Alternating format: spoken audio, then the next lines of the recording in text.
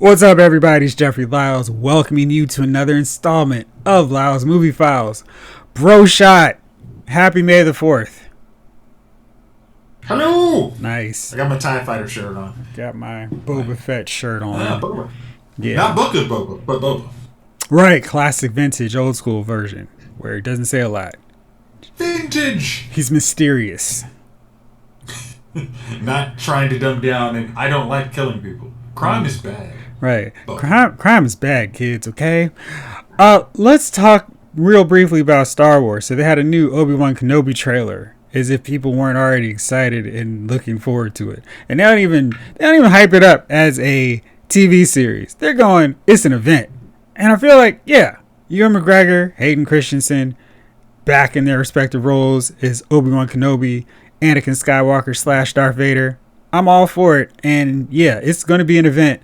We're going to see the first 2 episodes the first night. Hopefully my good friends at Disney will send along half of the whole thing so I can watch it and be like, oh, I can't wait till you see episode 3. But yeah, what's your take on this latest trailer? How hyped up are you? The funny thing is the trailer just like seeing the chest plate of Vader coming on at the end, you're like, again, we know we're getting Vader, but it's just like, we're really getting Vader. This is not some bait and switch. Like, we're going to see Darth Vader come in. And that makes me a lot more excited. Because, like, Disney TV doesn't do stuff like that. They say, hey, it's here. And I appreciate that. But just hearing, like, seeing that, it's like, oh, we're really going to see Darth Vader again. And I think another thing that, like, I like that. But then another thing I liked was you saw, like, Obi-Wan and Uncle Owen having a little, like, kind of, hey, he needs to be trained. It's like, you mean like you did his father? Get out of my face. I love that. It was like, that's, yeah, okay, like, build on that mythos of he's living on Tatooine, but he's not, he's looking after Luke. I mean, but it has to be some action. And I think 6 episodes, you have the Inquisitors, but you gotta kind of play real delicately like Vader still does not come to Tatooine to expect to make sure Obi-Wan's not there. So I'm really excited to see how they play that out over 6 episodes. I've always thought the deal with Tatooine was that was his past, his mother, and if he has one little sore spot, it's Tatooine, and he's not trying to revisit that place that caused him so much grief. The place where he and his mom were slaves, where he was taken from his mom, and then he came back in time to just say goodbye before she dies, and then he goes and essentially starts his path down the dark side. Yeah, I think it's because, like, his anger is first truly unleashed on that, but it still causes him an amount of fear that does not help his superpower of being in the dark side. So maybe that's why he's like, you gotta really make me want to go to Tatooine before I step foot on this place. Because even, like, we think about it New Hope, he's literally above Tatooine. He still doesn't actually go down there. He has all the stormtroopers go down there just to inspect, because he's like, nope, not doing it. So they probably need it. If they make it like kind of a point, like he's like, I'm not telling anybody this side, maybe the Emperor, but I'm not going on Tatooine. Right. Y'all don't need to know why I'm not going there. Keep searching. All right, so you mentioned Disney Plus, and today was the finale, which I think was kind of oddly timed because some of the thunder may have gotten stolen with Star Wars, but Moon Knight had its season finale. We have not talked in any real detail since the very first episode, and I told you guys I'm not quite sure about this experience going from week to week. I feel like maybe it's a better binge experience so you can watch it all at once, take it in like a movie, because I feel like every week it was losing whatever momentum it had, and I felt that this was a show, it was very different, but wasn't quite sure if it really wanted to be a superhero TV show. I think that was Moon Knight's biggest problem. I know it's got a lot of critical acclaim and people love it and like, oh, it's so different, but to me, every other show is a non-Marvel show, and I could go see an archaeologist, visit tombs. I can see somebody with multiple personalities. I can see a very charismatic cult leader. I mean, that could be any show. I could describe that and you can go, yeah, Okay, cool. That's a show on Hulu or Prime TV. But when I think of a Marvel show, I want a little bit more superhero action. And I don't want it to be a thing of, we're going to show you a teaser, we're going to have a little bit, and then we're going to really hold off on the superhero alias. I felt that's what was really missing. I have other issues, but I wanted your immediate thoughts on Moon Knight as a whole first. Okay. So after watching the season, or it looked like it was season finale, but it looked like they were trying to pull it like it's more of a season finale. And it's because I think Isaac Isaac said he was not attached to anything other than these 6 episodes. But based on this last one, that's probably not going to be the real answer. I really was expecting to see, like, all right, we're introducing a new Marvel character. This is the first. I mean, like, on Disney Plus, this is really the first new Marvel character that we got. And it was a lot of time was not spent on him. It was trying to, hey, we have to build his whole universe. We have to get the cult leader up. We have to get his wife. We have to build his wife up, and we still have, and the guy's got multiple personalities, so we have to deal with each personality getting kind of its due time. And and there's that whole superhero thing. And that superhero thing that I mentioned last was kind of the last, like I said, was the last piece to that whole show. And it did not get, it really was like, you got a little bit of action, but through a show I might see on ABC, I might see the main hero have more action than Moon Knight really did. And I think, I don't know if it was because the costume was a lot of CGI, you didn't see a lot of Moon Knight action, and maybe that was a big problem. They should have just kind of came up with a real costume for for Oscar Isaac, and then let him go from there, and then we could have saw like a lot more, hey, this is why Moon Knight exists. But I thought that was really lacking. I mean, now after watching all 6 episodes, it's like, after it was done, I really, like, even after the post-credit scene, I'm like, this is what you guys were saying was the best Marvel comic book TV show. I'm like, I would rather go back to watch Falcon and Winter Soldier. There's something that happens in every episode. Versus, this is almost a self-contained universe that I don't know where it's going to go from here. And I don't know how much more I want to explore once it's done. So here's my thought. I was writing my review and cranked it out, right? And I was thinking Moon Knight's first season probably would have worked better if we just focus on this guy who is realizing he has multiple personalities. And he's also a vigilante who goes around the streets and takes out crime and stops criminals. And over the course of these 6 episodes, he's starting to get more flashes of this Egyptian mythology, and he doesn't quite understand how that's connected to any of his personalities, this vigilante that he's not sure he is. And just take out low-level street criminals and have maybe Ethan Hawke isn't a cult leader. Maybe he's just a gang leader or street leader. Just something real simple and basic. And I feel like they did that. And then maybe like the season finale, he wakes up in Cairo. And he's like, what the heck? And then Khonshu comes out. And he's like, welcome to the rest of your world, Mark Spector. Where it's like, oh, okay, this is a huge, bigger universe. Because I feel like we never got enough Moon Knight to make me feel like this was a really fun take on Moon Knight. And he was kind of an afterthought. It was much more about Mark and Steven. And that was interesting to an extent. But I felt like they had so many major plots to juggle that Moon Knight could easily get shifted to the back. He can get shot, and Khonshu is encased in a statue, and that's the way we take him out of costume for 2 episodes. And 2 episodes out of a 6 episode series, it's kind of like, fellas, come on here, what are we doing? And then I think with the second season, then they could have had him meet this cult leader who's trying to take over the world as the avatar of Ahmet. We meet Layla, and Layla is like superhero, basically in training the whole time. And then, hey, we're going to make her a superhero at the end. Because I felt like the way they did it, I felt like they were really more focused on Layla at too many times.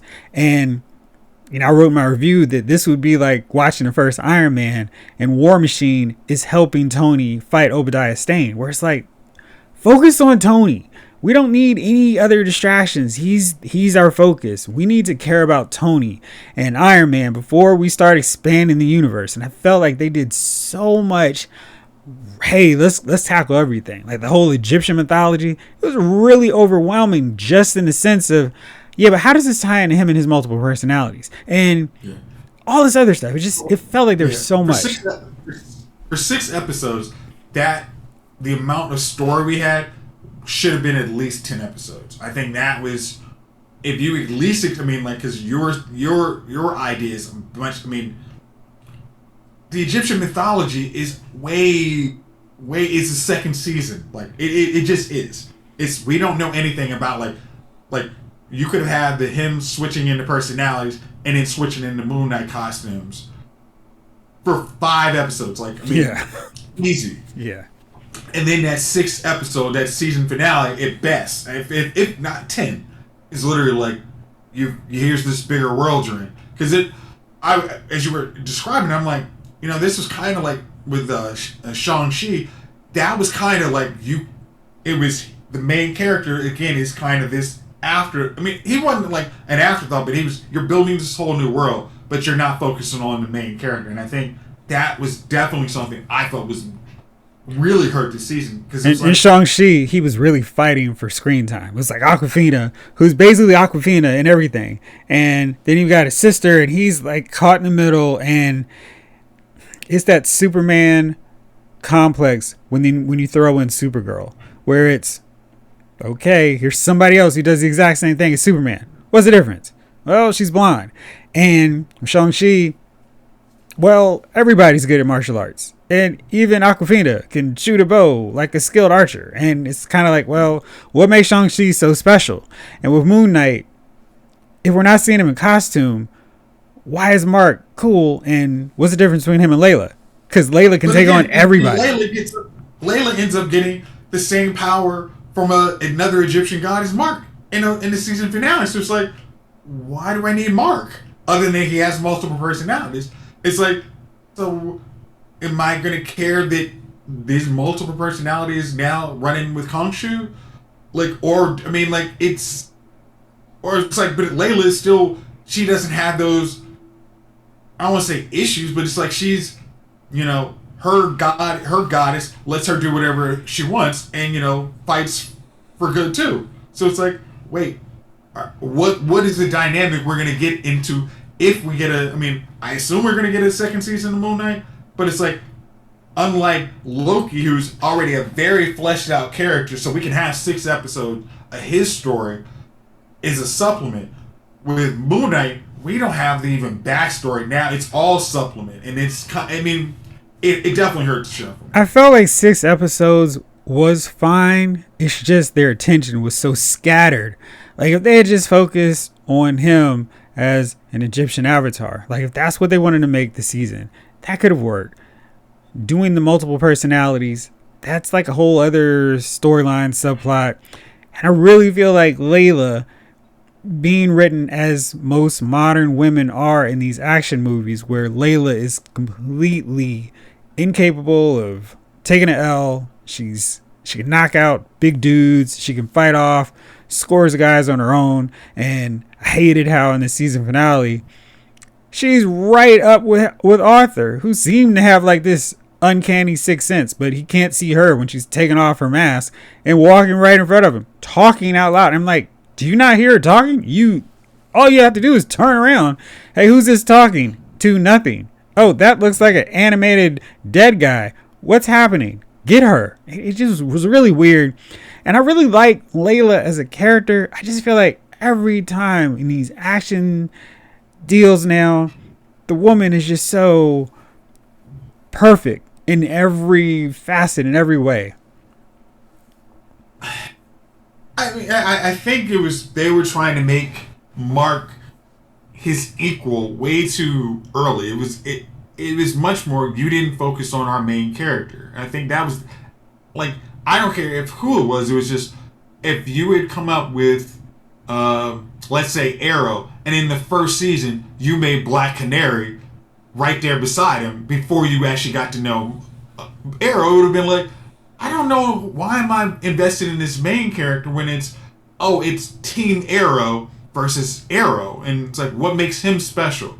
And I think that was much. I think that was much more my issue. It's like Layla was not written.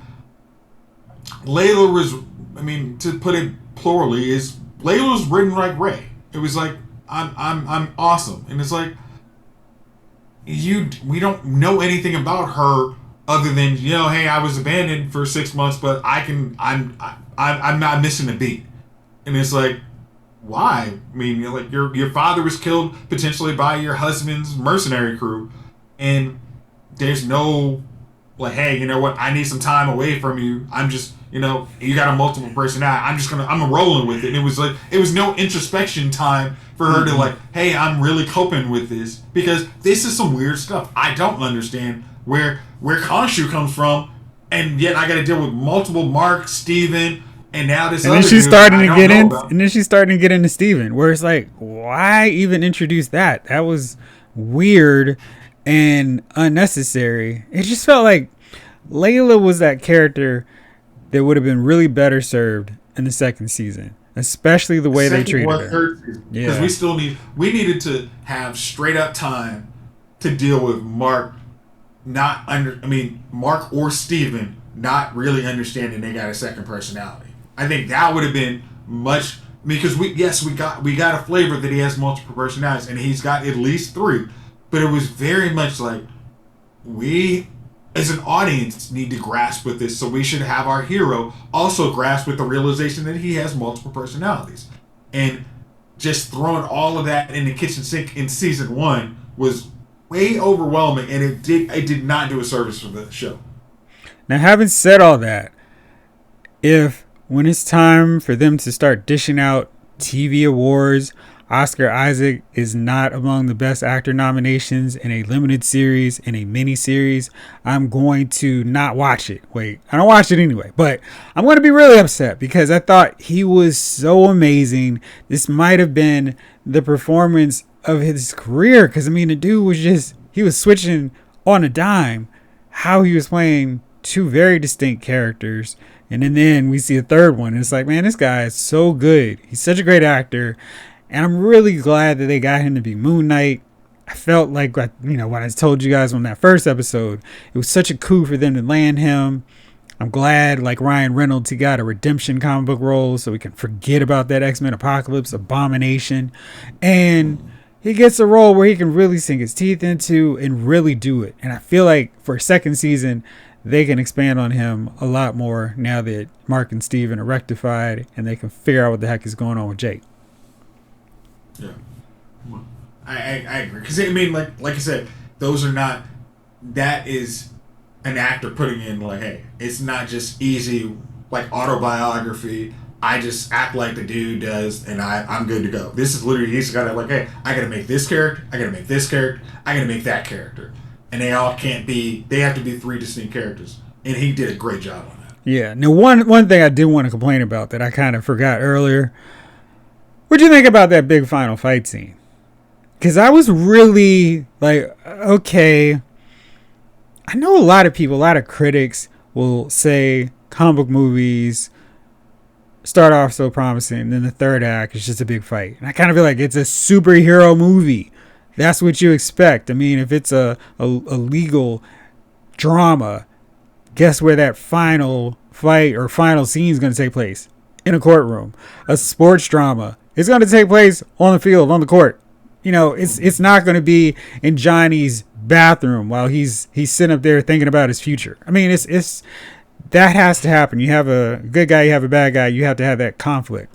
But I did feel like this one felt like, oh man, we've got to have this big fight. So let's have Amit and Khonshu become giants and fight around and mess up things like they're kaijus. And let's have Layla flying around And I don't know if we've ever heard where Layla got her fight training from, but all of a sudden she's this amazing superhero. Like she's been studying Falcon videos on YouTube or something. And then Mark's fighting Arthur, and Arthur's like, "You can't beat me. I'm super powerful." And then the next thing, okay. I was really trying to figure out, like, all right, Layla and Mark / Steven had been amplified by Egyptian god power. The other guy was just a regular dude who had been like, "Hey, I used to be Khonshu's avatar, but I don't have any extra juice. I'm just a regular dude who looks like I need a cane to walk." He's putting up some Yoda like he's in Attack of the Clones. Hold on. Arthur was like my boy Mike, was it, from Boyz II Men? He didn't need the cane. It just made him look cooler. He was like, I could, but play, I got this pimp cane. I'm not putting it down. Now he had gotten the powers of Amit, so she'd made him his avatar. That's what made him her avatar. That's why he was all souped up. I mean, like, I thought everybody once you get the avatar power, you know, and you're fighting, you get the extra costume. I mean, I know the guys. He had a pimped out costume already. What do you need? He was like, "No, I'm good with my pimp robe.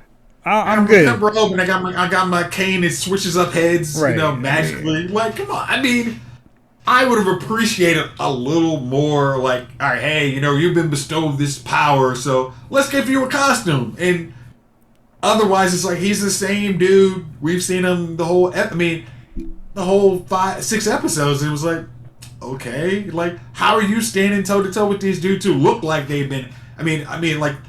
Mark and Layla look like they've been amplified. They don't look like they're just in the same street clothes. Like, let's give him a little more. I was actually like, seriously, he's holding his own with these two? Like, really? This is kind of lame. Well, I really did not like the payoff. It was one of those, hey, Mark had a blackout. Now everybody's dead around him, and Arthur's really messed up. And I'm like, what a cheap cop-out this was. I mean, this would be Tony Stark getting the Infinity Gauntlets. And instead of watching the snap, I am Iron Man, we just wake up, and everybody's congratulating themselves at the end. Like, what happened? What happened? What indeed happened? And we find out that Jake was doing some crazy stuff. He was turning into a psycho killer, Norman Bates. But I don't understand why the big fight in the superhero season finale, we get the cheap, hey, blackout moment. Like, that's cool when he's chasing after goons in Cairo. Not so much with this big confrontation, because it was like, hey, you don't need to worry about how he beat Arthur. He just beat him, okay? Don't ask any questions. Don't look over here. He beat him. It's like, I mean, even like when he said, like, when he had it, like, he fought the goons in Cairo, and it was still like, hey, did you do that? No, I didn't do that. But you don't do that. I know with the Disney Plus world, you know already if you're getting the second season or fourth season, it's not in. You're not like on ABC where you're clicking or CW now. Or ABC. Your cliffhangers are kind of like, hey, should we be doing this? Are we playing Russian roulette? You know that, but it's that episode. That storyline's not going to be developed for another year, and only get 6 episodes to play out, regardless. So it's like, don't do that with the big boss fight. That, like I said, that was not a good way to go. Yeah. So to wrap it up, I thought Moon Knight had a lot of potential. I really loved that first episode. I felt like the episode where Steven and Mark learned about their past was great. And one other thing from that last week's cliffhanger, I didn't buy it because it's like, well, he's in the afterlife. And if he's alive in the afterlife, then Steven being a statue doesn't mean anything. And he's just a figment of his imagination, basically. So how is he dead? And then they were like, you're right. 2 seconds later, he's back. And I was like, okay, great. No suspense there. But it has a lot of potential, and I want to see more Moon Knight. And I don't know how that's going to play out, whether it's a movie, season 2. I think season 2 would make more sense. But yeah, I want to see more. And I just think that this was a rough season finale because it kept passing the buck down for All right, we'll deal with this later. We'll deal with this later. We'll deal with this later. Oh, shoot, we're out of episodes. All right, let's throw it all together in the season finale. All right, well, Friday comes the next great Marvel Studios epic. And I implore you and anyone else watching, if you haven't already, anytime you hear Doctor Strange, run from the TV, X out that window. Kevin Feige even said, hey, I'm not really happy with all the stuff they're putting out there in these trailers. They're giving away too much. I don't know, because I really make a point where it's like, okay, we're a month into the movie. I don't want to see anything else. And I'm good. But, it's funny. I was thinking, man, this is weird how this is only Benedict Cumberbatch's second headlining Doctor Strange movie. But he already feels like such an incredible major force and presence in the MCU. It was just Doctor Strange. But he's been in Ragnarok. He's been in Infinity War. He's been in Endgame. He's been in No Way Home. Where it's like, he's done so much. He's been so prominent in these other ones. Like, oh yeah, I guess he really has only had one. Whereas like the original 3 Avengers had like 2 or 3 before they were really doing all this other stuff. And his adventures have been crazy. I wrote in my review that this is definitely, or Doctor Strange in the Multiverse of Madness is 100% a movie. You've got to track down that IMAX theater, find out what time they're playing in 3D. Don't worry about the cost. Just sit down and watch the movie, because this thing is as well done as the 3D and all the cool effects were in the first one. This one blows it away. I was just like, oh my gosh, that's cool. This looks cool. Wow, they're doing this. And I just couldn't believe how far they let Sam Raimi go with it. And I was a little worried, are we going to get Dancing Toby from Spider-Man 3, Sam Raimi, or Evil Dead, Spider-Man 1 and 2, Sam Raimi? Unfortunately, it was the latter. And I don't know what Scott Derrickson, who directed the first one, could have possibly done to top what Raimi did here. It was a real extravaganza. Lots of fan service. I had somebody who actually wrote in, and I gave the movie a 9, and he was like, yo bro, you can't give a movie a 9. It has to have perfect CGI, perfect acting, perfect etc.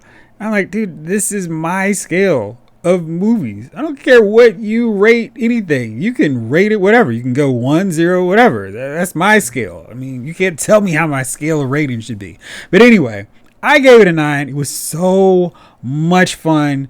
And I felt like Marvel Studios does not care about newcomers. Like, they're like, listen, you're in on this. You better be all in on this. Put all your time.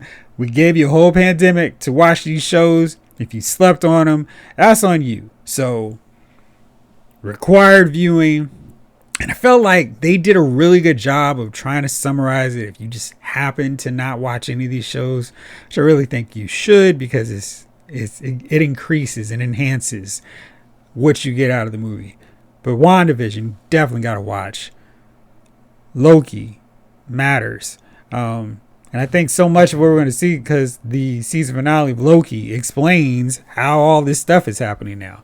And then we get What If. You need to watch that as well, because there's literally things that, hey, I see what you're doing from this episode and this episode and that episode. It's crazy.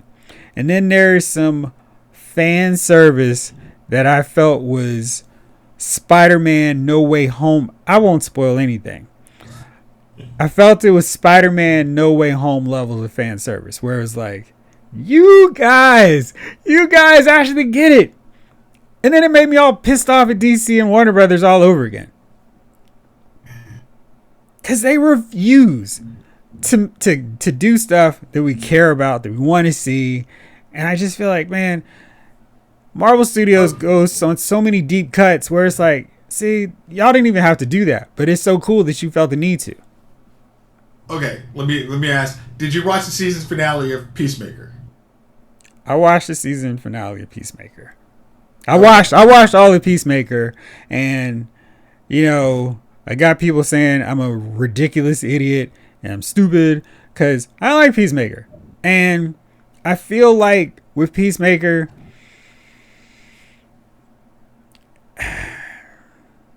it felt like it could have been anything. Like it could have been any dysfunctional person, and putting him in the DC character's outfit and having Amanda Waller in there loosely gave you the trappings of a comic book thing, but it also didn't feel like a comic book thing at all.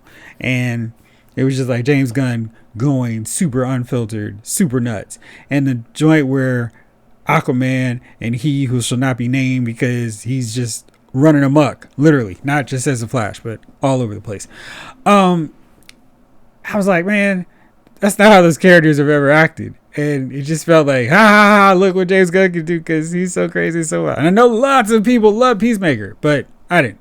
So what were you saying about that? Okay, well, I was just saying, like, it seems like DC lets certain people have fan service. Like, because I watched that last episode. I just recently watched that last episode of Peacemaker, and I'm like, wow, once again, the two people, like, you know, Jason Momoa is there, but again, you bring Ezra Miller. Again, once again, your problem child, you make sure he's real. But your Superman, once again, we're not doing that. Gotta get up. We're not doing that because I don't know, whatever the reason. But it's. Oh, we saw the silhouette of Batman too, right?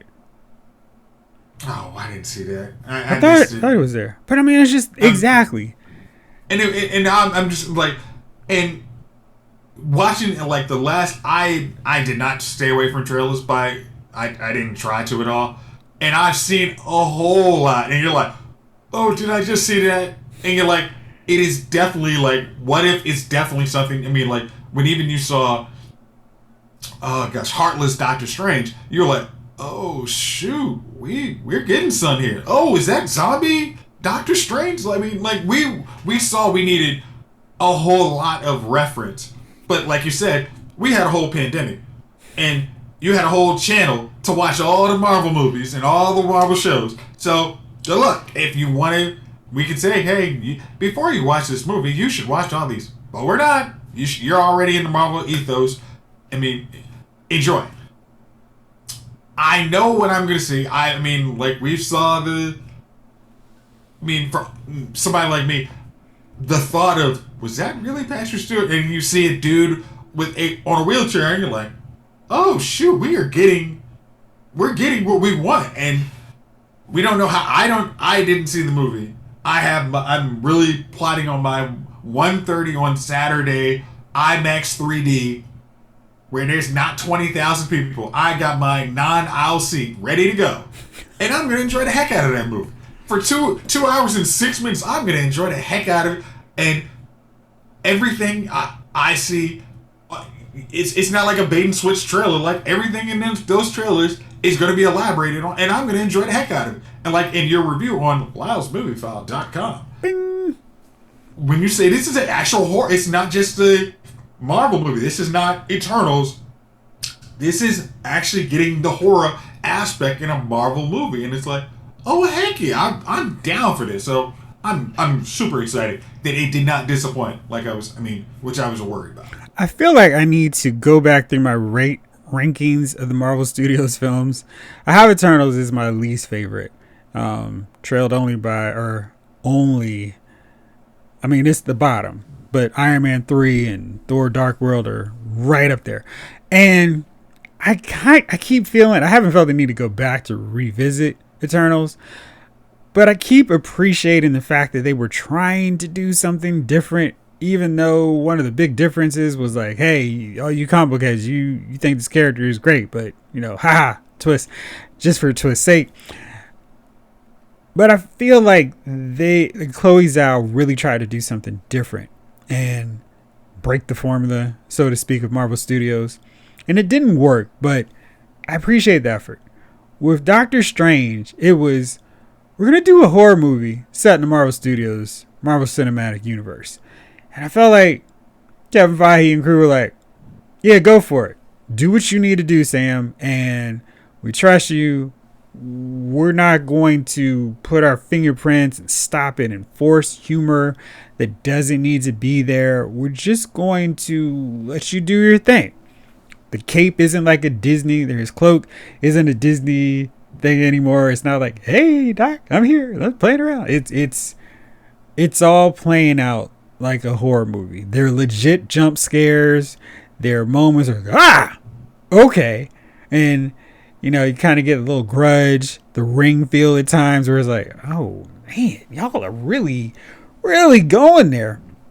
Maybe to the extent that I don't think some younger kids would not watch this movie and have super nightmares for like 2 months. You're welcome, parents. But for those of you who are like, yo, I'm all in this, sounds great, I think it's a really nice pivot from what we've seen from Marvel Studios so far. You know, when you're talking about Eternals, I think, like, I think of, like, comparing that to Iron Man 3. Iron Man 3, for the first half, is really good, and then the second half is questionable garbage. Eternals has some good action, and its twist is just like, I did not like the twist. I mean, it's very much like how Iron Man 3, and I think that's why I use this as my comparison. The twist on those movies what screws it up. And if you probably don't have those twists, those are better movies. Like Thor: The Dark World that was what it was. And hey, Darcy. If you really wanted to say probably the worst one, it probably, because it's like Thor: Dark World. It was no twist. It was what it was.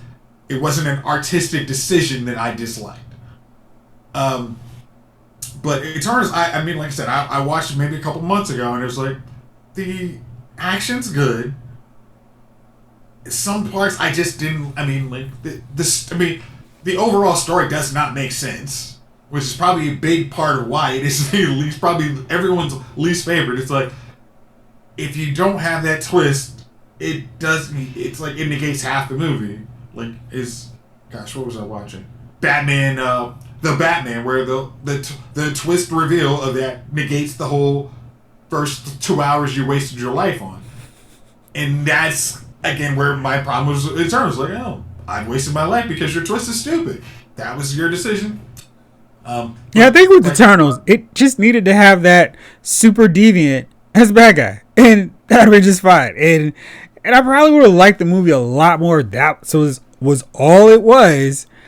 But the twist really upended everything. I was like, gosh, why did you do this? This is goofy and totally unnecessary. And I felt like there was a worse bait and switch with the Mandarin and Iron Man 3, which is why it's so low on my list as well. They sort of kind of fixed it, but I still feel like, you guys really had a chance to do Iron Man versus his version of Lex Luthor, his Joker, and you just didn't. I think maybe I may talk myself into putting Iron Man last again, but yeah, lots of problems there.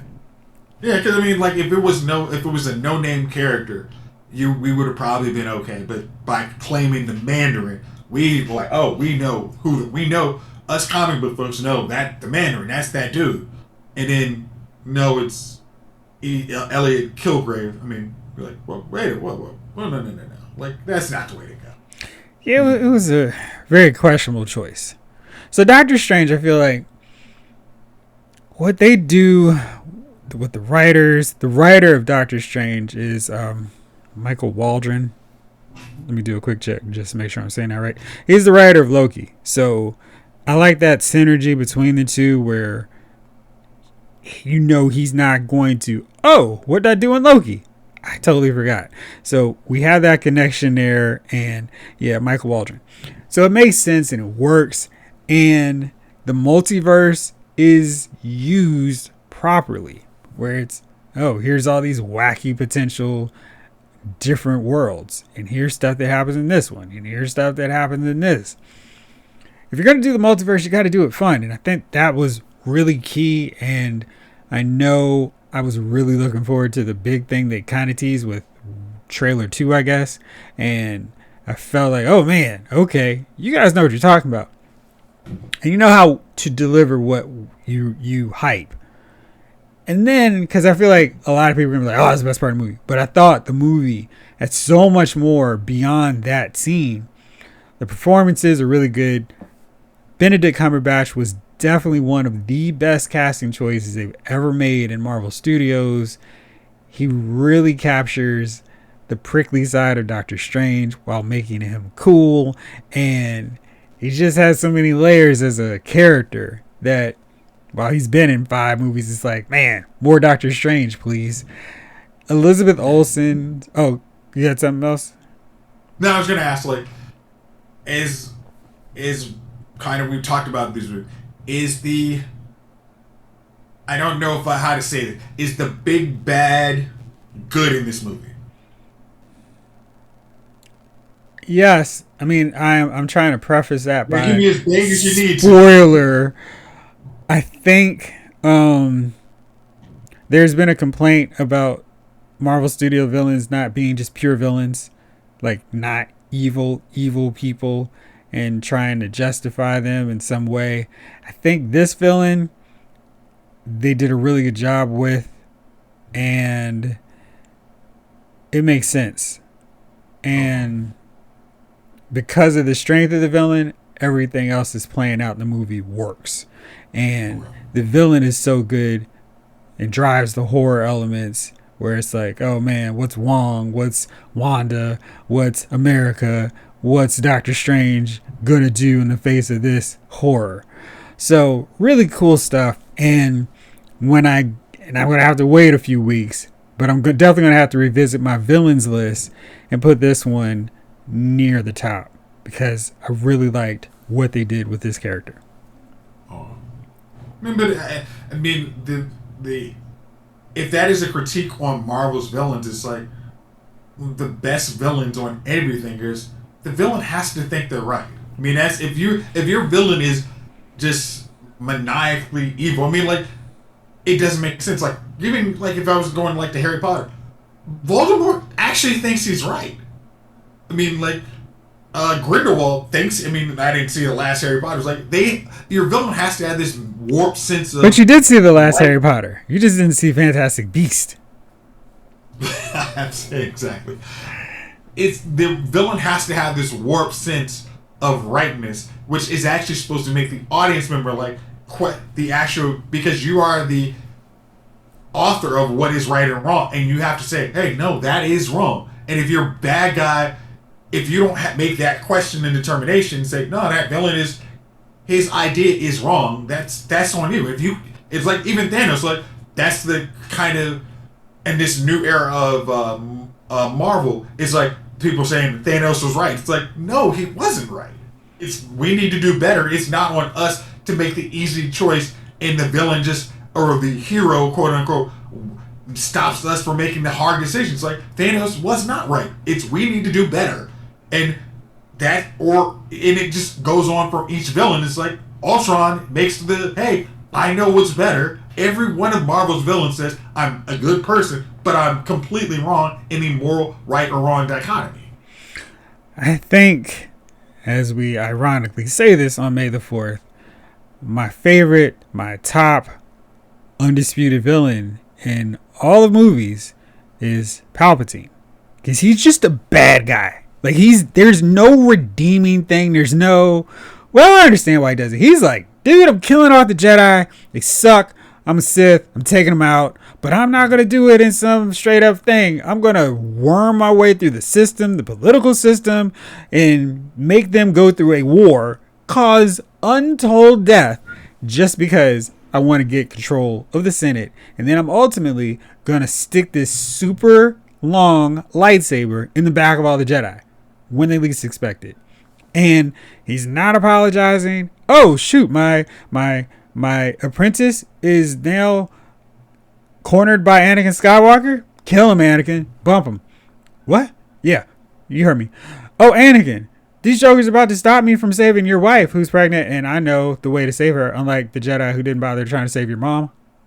I mean, this dude's totally evil. There's no redeeming factor for Palpatine, which makes him the ultimate best villain. I don't mind villains that have some wrinkles of gray, and it's kind of like, all right, I understand. Like Killmonger, I get it. Thanos, I get it. But Thanos is still kind of justifiably bad because he was killing people. He was horrible. To do his part. That's the thing. It's like, even if you say, like, on a very loose scale, Like you say, well, the Jedi Palpatine. That's where Phantom Menace is, where he's like pointing out, see, don't you want stuff done right without wasting time with that whole democracy thing? Just put me in charge, and that's where it's like you see he is evil. It's like no, it's not. It's like, but in Sith world, it's like no, you people are stupid. I'm going to take control and get rid of anybody who has a different opinion. Yeah. But it is on you to understand. It's like no. He's evil. Like Anakin means like that's why Anakin means like when Obi-Wan's like, no, from your point of view, it's like when he's like, from my point of view, the Jedi is like, well, you're lost. It's like you idiot. Like they're evil. Like, and that's that's what makes villains good for me. Like when you're like, like, and I understand like your Palpatine's like, no, I'm a slime ball, and I'm playing every side to make when you guys are so stupid, you're gonna say. I'm for Palpatine. It's like, I knew you would be. Bumper sticker for Palpatine. I'm with Emperor. So yeah, and a lot was made of America Chavez. She is it's the first Hispanic Latinx hero in the Marvel Studios universe. She's also a lesbian in the comic books. There's no mention of that directly in the movie. She's wearing a pride symbol, like button on her jacket. You wouldn't notice it if you didn't know. She does have two mothers, as the character does in the comics. But I thought she was really cool. Marvel Studios, didn't go, let's make her the most powerful character in the universe. I think that was the right way to approach a new character.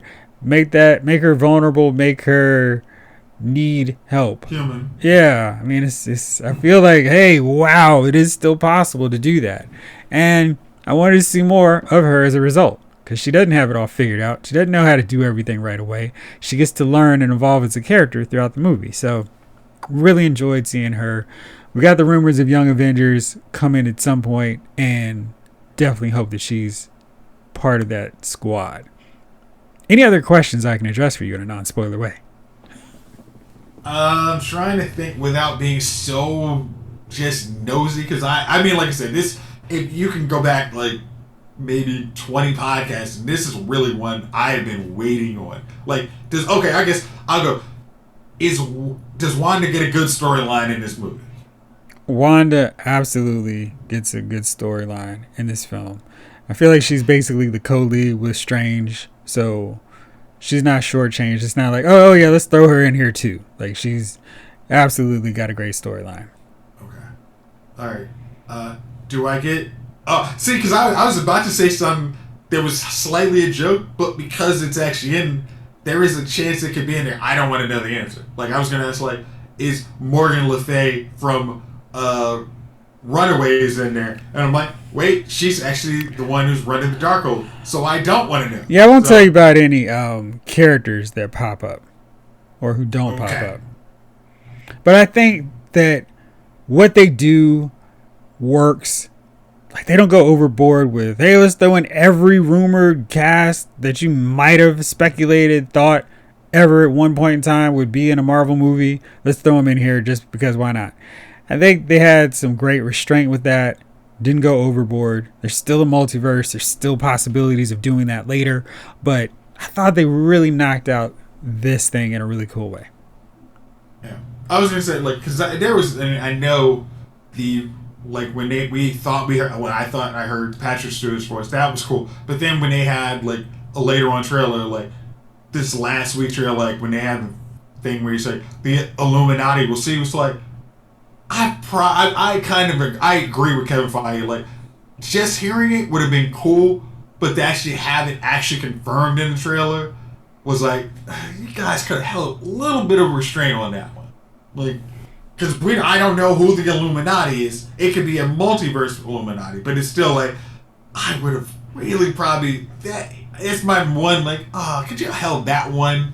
And that's why I can't even look at anything that says Doctor Strange. I gotta look instantly flash, like scroll past it as soon as humanly possible to make sure they don't spoil anything else. Yeah, with good reason. And people on Twitter we're already spoiling stuff, like just like they've done since Force Awakens. Like, let me get out here and be the fun and spoil. It's like, y'all suck. So, was that the one where the dude actually literally came out of the movie and was like literally trying to spoil the movie for us? Yeah. So no. I'm talking about online. I think that guy was just excited. Yeah. No.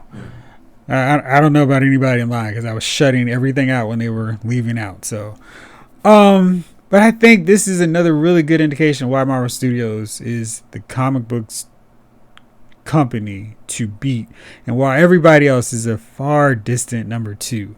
And we've got Thor Love and Thunder coming up in June, so we're not going to wait very long. Make sure to stick around for at least the mid-credits scene, because wild sequence that this is a slight spoiler, but Doctor Strange will return, so that sets that up. And the post credit scene is cool, more of a Spider-Man Homecoming feel than a, oh man, this is really essential, I'm so glad I stayed. I mean, you know, if you got somewhere where you got free parking, you can sit there and chill and watch it. It's cool. But if you got to get out there because that validation is about to expire, bounce and then watch it on Blu-ray later. So that's my take on that.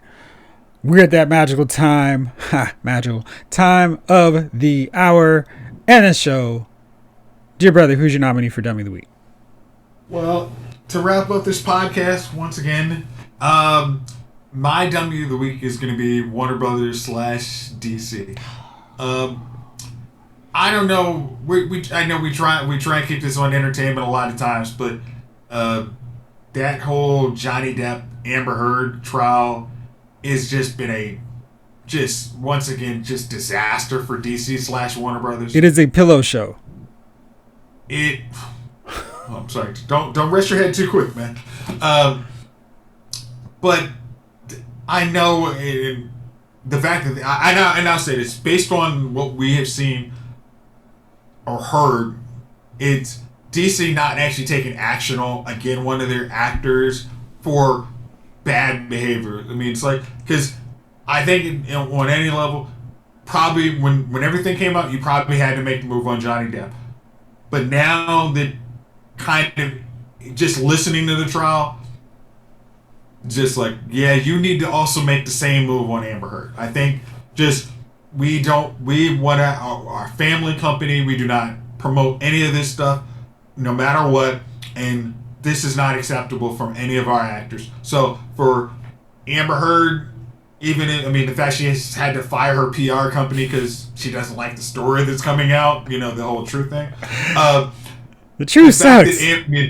That Warner Brothers has not taken actually action and explicitly said, hey, instead of we are firing the people in the DC universe, extended universe, that are bad actors. We're firing the people that actually have legitimate beef. And us not doing that shows we are a poor company, and Marvel has done a far better job of looking after their people. We even fired James Gunn, and then once we actually had all the facts, we hired him back.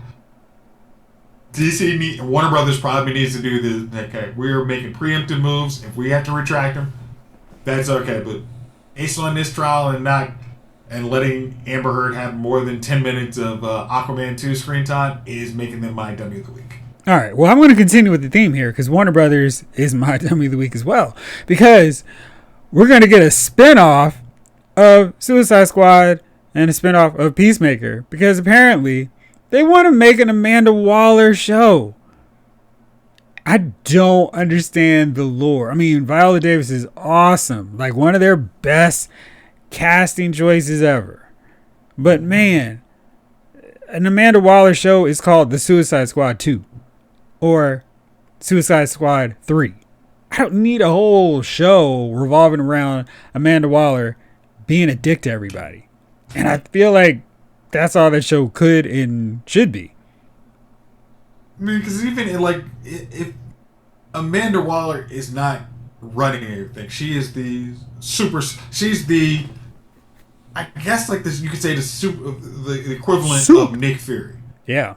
But she's unlike, her character And her awesomeness is she's unlikable trying to get a job done. I mean, she creates the Suicide Squad. She's not creating the Avengers. Right. Like, and that is what makes her cool. But it's like, are you gonna have her actually have to answer up to the president? Like every time, like even like Suicide Squad issues in a comic book deal with too much of the politics, where Amanda Waller has to play politics, aren't as fun. Is Amanda Waller's just I'm trying to do what I do.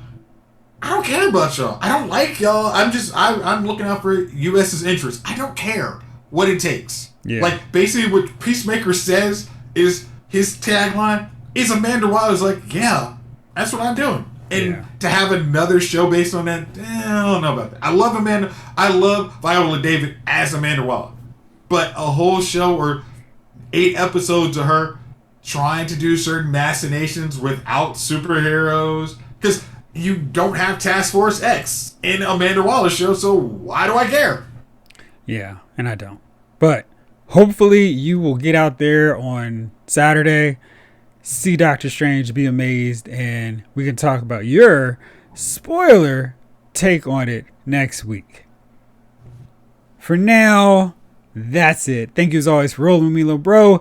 Thank y'all out there for watching. This episode of Lyle's Movie Files has been filed.